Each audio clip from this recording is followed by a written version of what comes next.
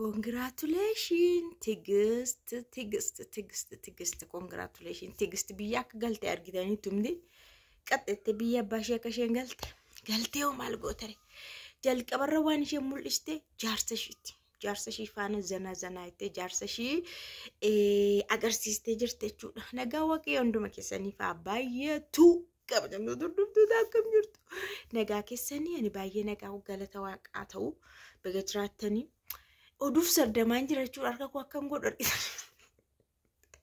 Ganamaan hin laal gammachuun akka nama godhu laal tiijiidhaaf gammadee ganamaan akkamta akka ribaa keessa galeen koo beekamaadha jechuudha. Ganamaan akkam viidiyoo hojjechaa kanachuun gammachuu koote jechuudha. Tiijiin sana hundumaa keessa darbitee girrii mushaa kila meeqa keessa darbitee aabeet muktichi jigee amma galtee kunoo heerumte. Galtee heerumte jechuudha jaarsa silaa jaarsa sabiyyaa namaa wayyabar. Isa durii namaa wayyabar. Jaarsa ofii isa durii kunoo jaarsa isa duraan harree bittee fi harreedhaan hojii hojjechaa ture mana gargaaree ijaaraa ture. Ani waadaa isaa galeen jenne isheen kanaan dura waadaa kun isaa galeen jira. Dubbiin amma deemaa jiru kun waa'een girgirii duraan ka'e suni beekamtii walii kennuudha. Ani isa fammasiisu inni na fammasiisuudha girgirii keessaa malee ani qubeelaan qabaa kaadhimaan qabaa jaarsa biyyaan qabaa kan durnatti dadhabeen qabaa nuun jechaa turte. Innaa sana nuun garuu ciita morma keenyaa inni dinne jechuudha. Eerpoortii keessattuu maaltu ishee mudate? Erga biyya galtee maaltu ishee mudate? Eerpoortii keessatti namni hundumtu ufee natti kukkufaa na dubbisaa kunis tiijedhaan amma kana famasiidhaan jedha. Erga biyya galee moo biyya galee magaalaatti baanee baankii faana kunis mucaan maani kun hundi eessaa si waamanaan jedha. Hundi eessatti si beeka maan namni inni tiktookii badaa kana maal beeka reette? Ani daafamasii amma kana ga'uudha hunduu na beekaa. Inni maani namni kun eessaa si waama eessaa si beeka kun magaala keessa eessatti si barani. Kanaaf fatanaa kan biraati.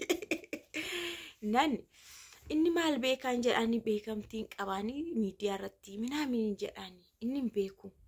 Inna uummanni garuu baay'ee na gammachiisee itti uummanni baay'ee na gammachiisee lakka namni akkas na jaallata lakka namni akkas ani famasii guddaadha eda as deemna tiiji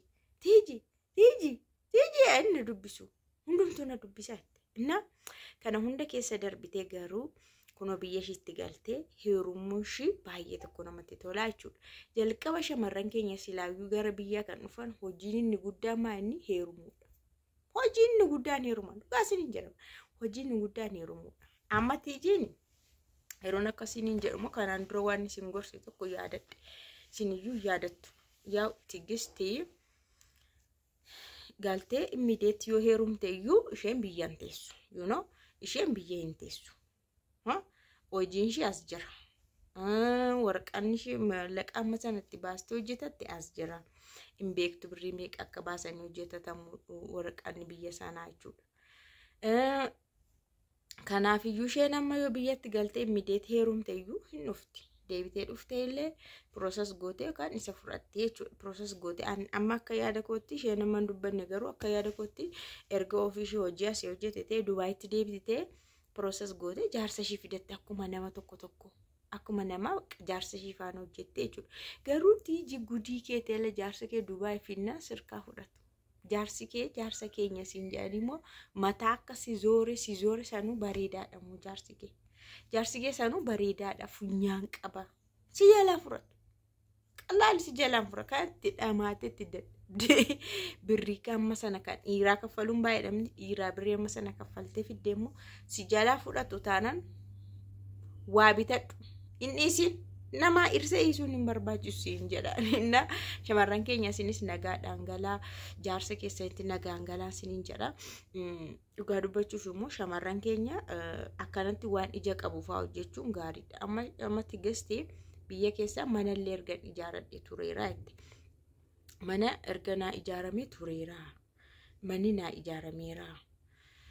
Kan gargaaree naa ijaarallee kaadhimaa makootu naa gargaaree. Jechuunga nama barbaachisa mana ijaaruuf mitiire namni yoo jiraate warri ijaaran dhufanii si ijaaru. Kunu nama barbaachisa.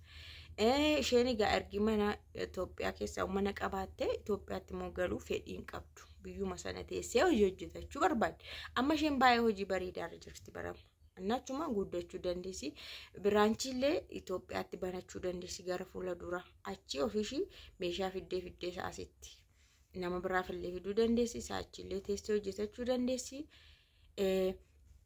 hojii bareedaadha.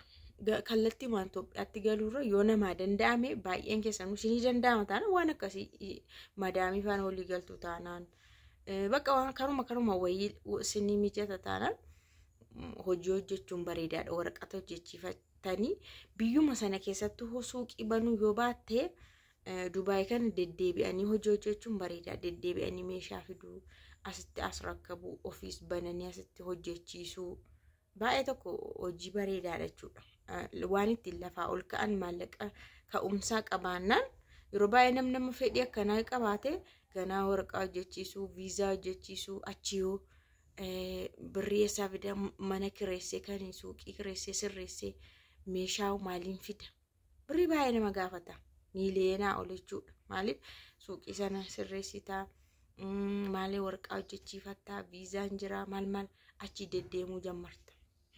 Singaruu baatinnishuu hin dhabdan jedhee yaada haala ammaatiin birriin maashaallah dhumaan jedhu birriin keessanii yoo birrii hin qabnellee itti yaaduu qabdu gara fuula duraatti lubbuun yoo jiraatte hojiin hojjetamuu qabdi midhaan nyaatamuu qabdu waan ta'eef hawwii keessan bal'isaa hojii keessan fuula duraas bal'isaa ilaala akka ijoollee keenya tokkoonnaa tigisti baga gammaddee amas irra deebiidhaanii jaarsa itti muudii nutti qabatti TikTok irratti ani jaarsan dhabeetti ani jaarsa baangaaliin akkamitti dhufee nan dubbisu siniin akkamitti sin dubbisee sin fuudhee faayitti yeroo tokko baangaaliimti kun ana maana dubbisuu dide ana maana fuudhuu dide sin akkamitti baangaalii argattan jetti muudii qabatti waa'ee gurbaa sanaatiin akkana mataan keenya zooree qawwaxanii wal qawwaciisanii dhugumaalu wallolanii hafantee soba wallolanii hafantee illee hin beeku garuu akkatti qullaa wal dhaabanillee soba miti dhugaama wallolan